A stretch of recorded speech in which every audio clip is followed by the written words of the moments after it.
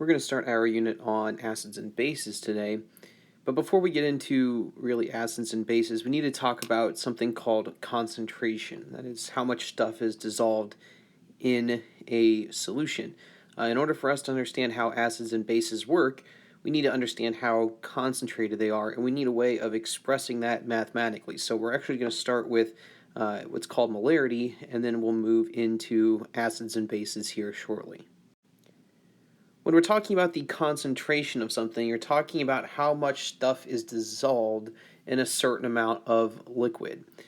Okay, so the measure of how much solute, remember from earlier this year, that's the thing getting dissolved. The measure of how much solute is dissolved in a specific amount of solvent. Okay, and so in most of our cases here, our solvent's going to be water, right? And how much stuff you have dissolved in there can either be concentrated or diluted. So for example here with this tea, right, you can see, right, there's same volume of water in both of them, but the one on the left we would say is more concentrated. Right? You can see there's significantly more tea bags here, okay, and that's a much stronger tasting tea than the one over here, which has got just a single one, okay. So, it's just like the same thing if you're out on the practice field and somebody makes the really good batch of Gatorade in the cooler, right? They added a whole bunch of powder versus somebody who didn't maybe add enough, and so it doesn't taste quite as strong. So there's a way mathematically to express this about how much stuff is dissolved in solution. So that's what we're going to learn today is the equation to describe how much stuff is dissolved and to say whether it's concentrated or dilute. Here are several ways to describe the concentration of a solution: percent by mass, percent by volume, molarity, molality, and mole fraction. Percent by mass is not used very often. This would be the mass of the solute, so whatever you are dissolving divided by the mass of the solution times 100. This might be for something where you didn't need a true, very accurate quantitative measurement, okay? Right, this is just a very simple calculation, not a whole lot of scientific numbers going into that. Percent by volume is the volume of the solute divided by the volume of the solution. You see this very frequently labeled on alcoholic beverages. You'll see, whoops, I'll change the color here so you guys can see that. It's frequently labeled ABV, right, which is alcohol by volume. And so, that'll tell you the percent of the total of it that is, ethanol in that particular alcoholic beverage. But that's what that is. This is used very frequently, right, especially in real-world numbers. We don't really use it in chemistry class just because it's not very technical and doesn't help us a whole lot to do what we need to do. Molarity, this is the big one. This is the equation we're going to use, okay? We're going to use this a lot, so if you want to go ahead and put that in your notes, we're going to use this quite a bit. This is the moles of solute. So moles, right, our good friend moles that we should be very familiar with how to calculate, okay, divided by the liters of solution. This is what we're going to use. Molality, you might ask the honors kids, they might use molality for something. It's a pretty good measurement for this, but not what we're going to use for acids and bases. There's one equation in particular that this is used for, but it's pretty advanced chemistry, and we're not going to do this in general in high school. So that's another one you might see or hear of. And then mole fraction, of course. But we are going to use almost exclusively molarity. Okay, so what is it? Molarity is the number of moles of solute dissolved per liter of solution. Okay, it's how much stuff you have dissolved in water. Right? So if you've got, your beaker full of water here, right? Okay, it's how much stuff, okay, you can get dissolved in that water, okay, by moles. It's also called molar concentration, right? Moles divided by liters, molar concentration. The abbreviation is this italicized capital M. And when you say it, right, if you see it written out, like down here that says 0.150, you'd say molar. It's 0.150 molar. Is how you would say that. The abbreviation is this italicized capital M. Don't confuse that with the abbreviation for molar mass, right? There's a lot of M's in chemistry, and trying to keep them all straight is very important. That cursive capital M, right, is molar mass, right? That's what you calculate off the periodic table. But we can describe how much stuff is dissolved in this solution using molarity, and we'd say molar as the unit there. Okay, the units are moles per liter or moles over liters, which is also that italicized capital M. So I attempted to write it sideways there. It would look like moles over liters. It's very rare that you'd hear somebody say moles over liters. They almost always say molar, but the equation is going to look like this. Okay, and how we write it. Let's say you have a solution of calcium chloride, okay, which is a salt. It's a white-colored salt, and you put that into water, okay. How you would tell me what the concentration of it is you'd report it like this. You put brackets around the chemical, like you see right there, and then, of course, that italicized M at the end. So how you would read this is the brackets mean concentration, okay. That means concentration. That's what you say verbally, okay. So you'd say the concentration of CaCl2 is equal to 0.150 molar. Okay, that's how we say that. That's how much would be dissolved per liter of solution up there. Right, the equation looks like this. Make sure you've got that in your notes. Highlight the page it's on. You're going to take the moles of solute, so you might have to calculate moles, divided by the liters of solution. Notice here, okay, volume must be in liters, okay? Must be in liters. If you try to use milliliters, you're not going to get the right answer, okay? Volume must be in liters for this. We'll try a couple of practice problems together and then let you guys try one on your own. So it says you want to prepare a 2.00 liter aqueous solution of 1.25 molar CuSO4 5H2O. Okay, and it gives us the molar mass of the compound here, so we don't have to look up this whole thing. How much CuSO4 5H2O in grams do you need to measure out to make the solution? Okay, so you need 2 liters, right? This would be like a 2-liter bottle, yeah? If I can attempt to draw one here. All right, that's what we're looking at, okay, size-wise. All right, a 2-liter bottle, but it needs to be 1.25 molar, okay? Mathematically, right, my equation's right here. Moles of solute divided by liters of solution. And so if we kind of just simplify that, equals moles over volume, right? We're just going to use symbols here. What am I given? What am I solving for? Well, I'm given a molarity, okay? I'm given a volume, right? I have a desired molarity of 1.25 molar. I have a volume of 2.00 liters. It wants to know how much do I need in grams. So if I need to go weigh this out on the scale, right? Because it's a solid, I need to dissolve it in a liquid. So how much do I need to go weigh out on the balance? Well, let's look at this here, right? There's no grams in this equation, but there are moles. It's the one thing I don't have. And we do have an equation, right, to go between grams and moles, right? Okay. All right, moles is grams divided by molar mass, right? So we have some stuff that we can work with to get ourselves to an answer here. Let's go ahead and take this equation and rearrange it for moles, right? We're going to take this first one, okay? And if I rearrange it and bring V from the bottom to the top on this side, I would have moles is equal to molarity times volume. And I can plug those values in from the problem. My molarity is 1.25 molar. My volume is 2.00 liters. Okay, 1.25 times 2 is what? To the right sig figs. 2.50 moles is what I want here. Okay. Now I can look at my second equation, right? And I want to get grams by itself, so just bring molar mass up to this side, right? And grams is equal to molar mass times moles. Well, my molar mass is, if it wasn't given in the problem, you could calculate it off the periodic table, but I gave it to you, 249.71 grams per mole times, we said 2.50 moles. Okay, and doing that real quickly, I should have only 3 significant figures with the answer.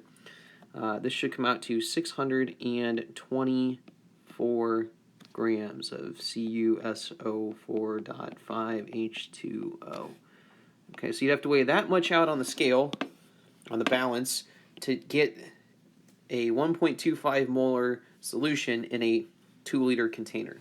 Okay, that's quite a bit, right? That's it's over a pound of this stuff. Okay, it's pretty concentrated.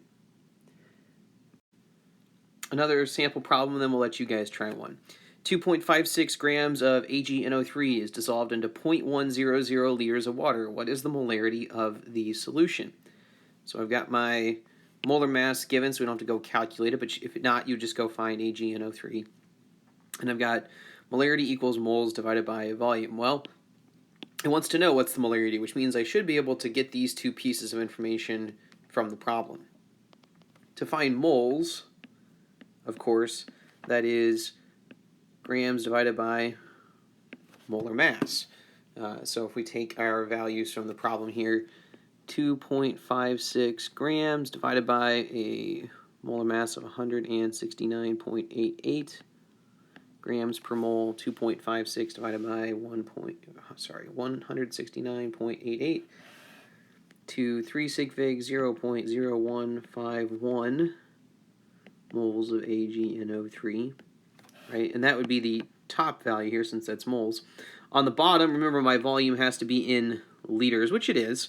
You might get a problem trying to trick you that would say like 100 milliliters, right? And you would have to realize that that should be 0.100 liters. So just be careful if that gets thrown your way on either the next problem or ones on your homework.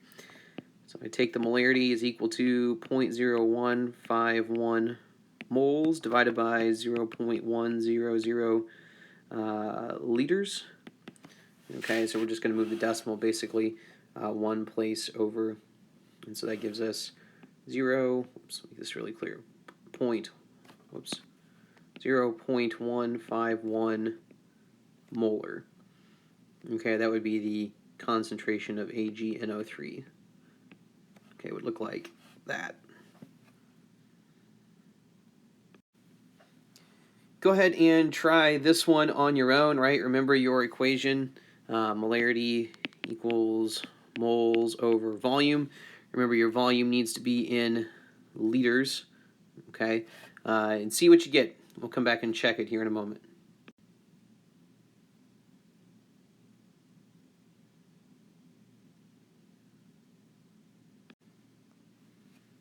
Okay, so if we get the 0.250 molarity from the solution, we can plug that in on that part of the equation. We can calculate moles by taking the 42.65 grams divided by 40.00 as the molar mass of sodium hydroxide, giving us 1.066 moles. Then we just rearrange this equation for V, so bring V up on the left side and bring molarity down to the bottom. We get that. Plugging in our values, 3 significant figures should be 4.26 liters. There's one more equation dealing with solution concentration that we need to talk about, and this is what happens when we dilute stuff. So say we have a starting concentration and we add water to it and make it more dilute. We make the molarity go down, right? It's getting less and less concentrated. So why would we need to do this? Well, a lot of chemicals get sent to us with really high concentrations. So especially like acids and bases. When they get sent to us, they send us very concentrated acids and bases, which are not safe for you to deal with. So what we need to do as teachers in the science department is we have to dilute that down to an acceptable or an okay level of concentration for you to work with in lab. We wouldn't want you to really hurt yourself with some of the stuff that they send us. So we use this equation very frequently to figure out a new concentration or how much water we need to add to solve for a new molarity, right? Making it less concentrated, safer to use. So there's an equation for this, M1V1 equals M2V2, and that's what we are going to use. That means initial molarity times initial volume equals final molarity times final volume. Okay, initial molarity times initial volume equals final molarity times final volume. So let's take a look at this problem. It says, concentrated hydrochloric acid, HCl, can be purchased at 12.0 molar. So that's pretty dangerous. You really wouldn't want to stick your hand in that for very long. However, the solution is too concentrated for lab work. It must be diluted. Suppose a 0.250 aqueous solution of 12.0 molar HCl needs to be diluted to 1.25 molar. How much water must be added? Okay, so we're going to do some work here using this equation. Side note before we do that here, the volume for dilution problems does not have to be in liters, but the units must be consistent. Okay, so if you're using liters, you have to use them both in liters, right? Or both volumes have to be in milliliters. It doesn't matter what you pick, you just have to be consistent or remember to be consistent. Okay, so as before with the other equation for molarity, the volume had to be in liters. For the dilution equation, you can use milliliters, you just have to be consistent. And we'll do the work for this problem on the next slide so we have enough space for it. Okay, so we have our equation, M1V1 equals M2V2. Our initial molarity rate of our stock solution, the stuff that was sold to us, is 12.0 molar. I said my initial volume was 0.250 liters. Okay, that's how much we have initially. I need to dilute it down to 1.25 molar. And so that would be M2, my final molarity. I don't know my final volume, okay? And so I need to rearrange this equation for V2. That's going to be M1 times V1 divided by M2. And I can plug those values in. My initial molarity is 12.0 molar. My initial volume is 0.250 liters. And my final molarity is 1.25 molar. Okay, if we plug all that in, 12 times 0.25 divided by 1.25, we're going to get to three significant figures, 2.40 liters is my final volume, right? That is V2, 2.40 liters. Now we have to be careful here because the question said how much water must be added, right? You're adding water. We didn't start with 0, okay, as my volume. I started with 0.250 liters. My final volume is 2.4 liters. So what I need to do here is figure out how much I need to add, right? My change in volume is going to be V2 minus V1. How much we'll call it V1, okay? My final volume is 2.40 liters. My initial starting volume was 0.250 liters, okay? And then to our right number of significant figures here, okay, this is going to be 2.15 liters. So there's two types of questions that could be asked. There could be asked, what's the final volume, right? Okay, so this is final volume. If the question asks, what's the final volume of the new solution, you would say 2.40 liters. If the question said how much water needed to be added, well, then you would just take your final volume minus your initial volume, because you didn't start with 0, you started with some value, presumably here. Okay, so in this problem it was 2.15. If it asked for the final volume, it'd be 2.40. Okay, here's one for you to try. A stock solution of 14.3 molar NH4OH needs to be diluted to 0.100 molar with a volume of 2.00 liters. How many milliliters of the stock solution do you need? So be careful with that, right? Don't forget your equation. M1V1 equals M2V2. We'll give you a few seconds to try that, and then we'll check how you did.